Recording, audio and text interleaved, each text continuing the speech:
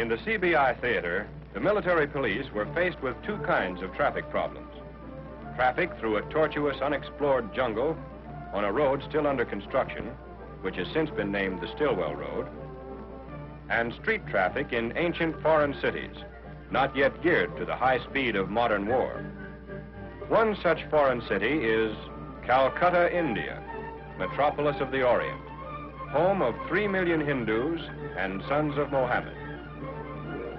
Capital of the province of Bengal, second only to London as the largest city in the British Empire, Calcutta is the spillway through which all Allied supplies pour into Burma.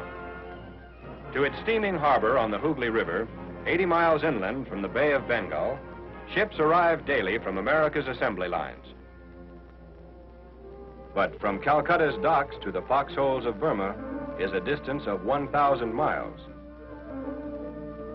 First by rail across the face of India to Lido, where the Stillwell Road begins. This, then, is the main artery to the fighting heart of China, from Calcutta to Lido to the old Burma Road. The first American convoys began moving through Calcutta in June 1942. Almost overnight, this ancient city, because of its geographic position, became the most strategic depot in the CBI theater, and with its new importance, new problems arose. Its native population, their customs, their very religions, were set to a tempo much too slow for the swift efficiency of a modern army. United States military vehicles found themselves disputing the right-of-way with rickshaws, ox carts, the city transit system, pedestrians, bicycles, and civilian cars. Calcutta was a veritable obstacle course in traffic control. The MPs had a rough assignment when the base section commanding general gave the order, an order to apply modern principles of traffic management to a city not even accustomed to walking on sidewalks. From what the military police did here, we can learn what to do in similar situations throughout the world. First step in the preparation of any traffic control plan is reconnaissance, estimate of the situation. The traffic control officer and his sergeant major went out with their notebooks. They noted streets where pedestrians held up traffic. They examined intersections where accidents occurred frequently. They studied the constant problem of congestion. Notes taken on reconnaissance were studied in conferences with MPs of other nationalities in the area and with the local civilian police. There are two ways to approach control problems: provide better traffic facilities or make better use of existing facilities. Calcutta's MPs did both. Calcutta is a big town, about the size of Chicago, USA. They organized a fleet of radio patrol cars. These cars, because of their mobility, could do the work of a regiment of MPs on foot if the drivers could maintain communication. So a central transmitter and receiver station, an SCR 808, was installed in the Provost Marshal's office. Two relay stations were set up in outlying parts of the city, which could communicate with all the jeeps on patrol in the city. Those on the outskirts checked in hourly by phone. Military Police Headquarters was connected to this radio net by a direct telephone wire to the Provost Marshal's office. Thus, the traffic control officer at MP Headquarters could instantly get in touch with any patrol car cruising within radio range. When the organization started, the patrol section consisted of 1 officer and 13 enlisted men. There were 6 radio cars, jeeps, conspicuously painted.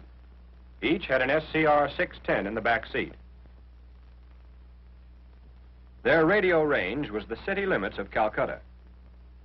The patrols were assigned beats throughout the city. A small fleet of radio cars can be as effective as a policeman on every corner. On their street patrols, they worked closely with the MPs from the British Army. The native police were also included in the control system. Cooperation was important. Together, these men formed a team that could legally deal with the drivers of all vehicles in Calcutta. Taking a personal interest in these patrols was the base section commanding general. He had in his car a radio set with which he could contact personally any cruising jeep. Frequently, he came out to get an on-the-spot look at their problems. And their problems were many. The MPs couldn't be everywhere. They were one battalion. The city of Calcutta covers 32 square miles. They depended heavily on traffic signs, which they made themselves from whatever scraps of material they could salvage. They had also discovered how to make their warnings demand attention. Back at the docks, the patrol car system was paying off.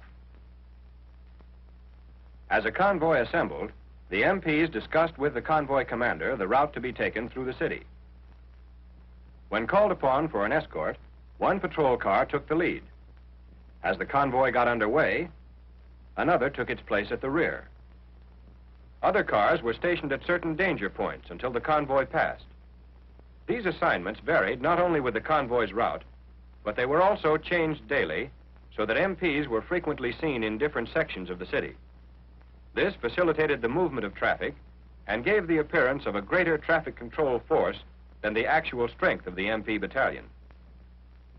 When the convoy approached difficult intersections, the lead patrol car pulled ahead and stopped to clear the way. They also set a steady speed. This helped the last vehicle in line from having to speed to keep up. Accordion action. And every MP knows what that can do to a convoy.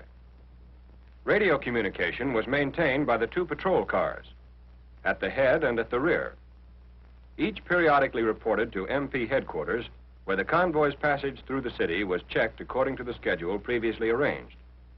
But despite all precautions, accidents occasionally happened. Accidents which by themselves could jam the streets, or as in this case, by the crowds of curious idlers they collected. An Indian policeman ran to report one on a street where the convoy was due to pass. The desk sergeant at MP headquarters took down the information. An accident blocking the street might hold up a convoy of vital supplies. He called the switchboard operator. The operator plugged the sergeant's telephone line into the remote control radio circuit, and the traffic control system went into action like clockwork. Without leaving his desk, the sergeant was able to contact the patrol car cruising nearest the scene of the accident. The location of the accident was given. In seconds, the patrol car was on its way there. The need for reporting all accidents immediately was constantly stressed to the native policemen and army drivers. Not only was the threat of a convoy delaying roadblock often quickly relieved, but the MPs could conduct an investigation on the spot to determine the circumstances and who was to blame. This was a great improvement over the time when the MPs were informed of an accident days or weeks after it happened. But most accidents were of a minor nature and were disposed of quickly by the MPs with a minimum of misunderstanding and hard feeling. Records showed that in most cases, the Army driver was not at fault. The scene of the accident had been cleared by the time the convoy arrived, and it rolled on to its destination, the Barrackpore Railroad Yard. And here the MP's duty in Calcutta ended. Both the supplies and the vehicles that carried them, for trucks were also part of the supplies here, were turned over to the railroad for the next step in their journey to the fighting front. This came at Lido, where the railroad ended and the Stillwell Road began. Here the MPs established their traffic control stations, which grew in numbers as the road was carved out of the jungle behind the advancing battle lines. They placed these stations at designated mile points along the road. Those stations before mile 100 were permanent. From this point on, as the road approached the front lines, the posts were temporary. When this picture was photographed, the road extended only as far as Warrasup. Today, however, all stations are permanent because the Lido Road has been completed and is a part of the overall Stillwell Road. The armies of 3 nations used Lido as a point of operations, a base of supply. The problems here were much different from those in Calcutta. Calcutta's MPs had a problem in city traffic. Lido's MPs were working with an army in the field. And Lido's 16-mile unloading zone was one of the most congested areas in the CBI theater. Supplies and armored vehicles had to be unloaded from flat cars right onto the main highway, which was already jammed with traffic. From their Lido headquarters, the military police maintained highway patrols 16 hours a day. Other patrols were assigned to specific points throughout the area.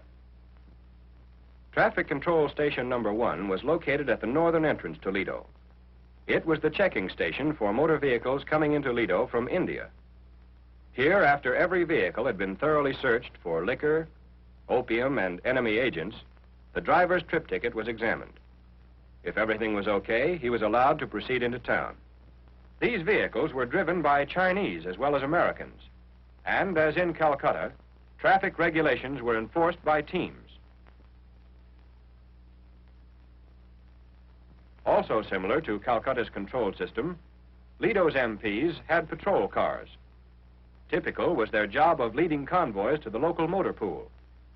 Its entrance was a curve that was almost a right angle on the main highway, constantly jammed with traffic.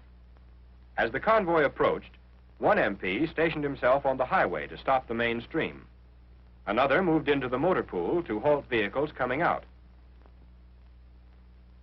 In parts of Lido's combined truck head and rail head, over 8,000 vehicles passed a given point every 24 hours. MPs assigned to take traffic counts determined the hours of peak congestion, when there was an average of one vehicle every 5 seconds. As a result of these traffic counts, MP power was conserved. They were stationed at the points of heaviest flow at the hours they were needed most. One of these points was near the north entrance to the Lido area, where the highway crossed the Dinghing River over the same bridge the railroad used. With trucks and trains using the one right-of-way, strict control was necessary. Phase changes were handled cautiously.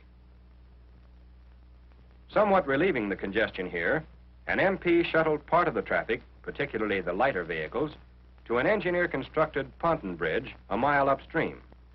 But the police problem remained the same, one-way traffic. An MP was stationed at the first ponton to enforce the proper distance between trucks. Out on the open road, despite the MP's vigilance, there were violations. Let's go, Joe.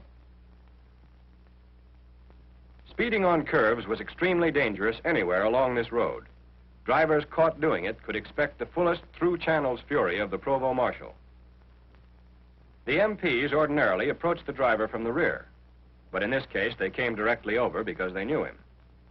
The MP battalion kept exact records of such offenses by organization, and monthly reports indicated where driver discipline or training was unsatisfactory.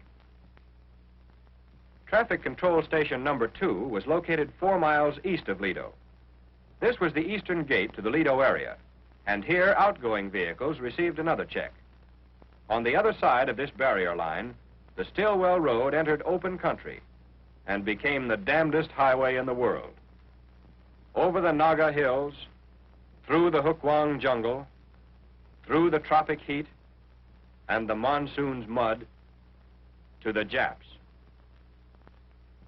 It was 200 miles to Warasup. The engineers built the road. The MPs kept its traffic under control. Traffic moved quickly from the foothills near Lido into the Naga Hills. MPs from Traffic Control Stations 3 and 4 patrolled this part of the road where the steep mountain sides and sharp curves were always a source of trouble. The India-Burma boundary and the crest of the Naga Hills were crossed at Pangsaw Pass at an elevation of over 4,000 feet. But drivers' trip tickets were not checked at the traffic control stations here. They were merely bases for the patrol cars.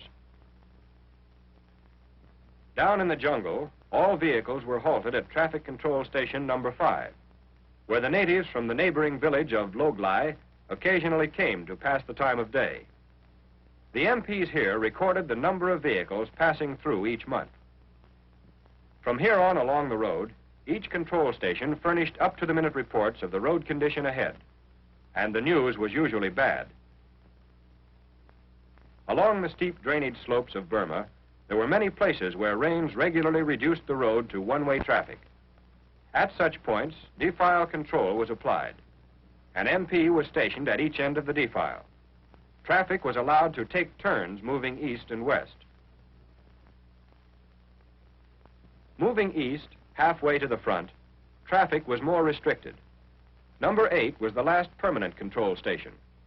Beyond their mosquito net station here, the MPs had only temporary outposts, subject to the demands of road construction and the shifting battle line, subject also to the weather. During the monsoon, the road became a river of slime. Rainfall reached more than 200 inches a year, over 16 feet. Early every summer, the engineers had to build a 2-mile causeway over the hard surface road. It became completely submerged by high water. This stretch of road required strict traffic control. Every trip ticket had a priority. An MP rode in the lead vehicle of each serial. It was his duty to keep the line moving within the required speed limit of 5 miles per hour. This snail's pace continued along the causeway for 10 miles. Beyond the causeway, a corduroy road of logs and planking had been laid. This stretch was above the high water mark, but still a veritable swamp. At the log road's end, the MP in the lead vehicle jumped out as the convoy moved on over one of the road's 700-odd bridges that was still under construction. Another defile. The movement of vehicles in situations of this kind wasn't possible without MP supervision. The MP's well-camouflaged advance headquarters was located at the road's 180th mile. The rest of the road was patrolled from this station. But near Warasup, near the road's end, heavy rains and flooded creeks had washed away completely the supports of the Warra River Bridge. The engineers had come in. Any obstruction to the road or change in traffic conditions quickly brought MP officers to the scene.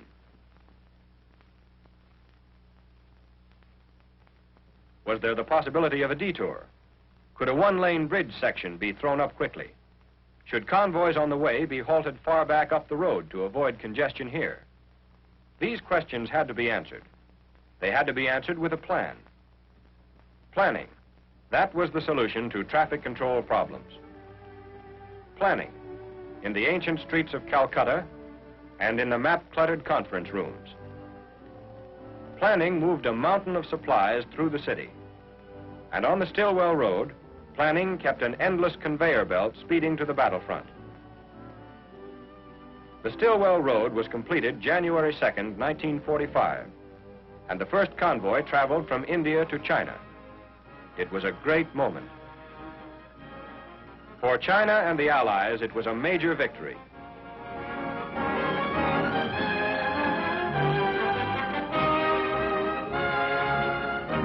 And the military police claimed no small chapter in the history of this great supply line. They were on the job to the end of the road. They will be on the job on every road, till an American MP is directing traffic on the corner of Yama Street and Koto Avenue in Tokyo.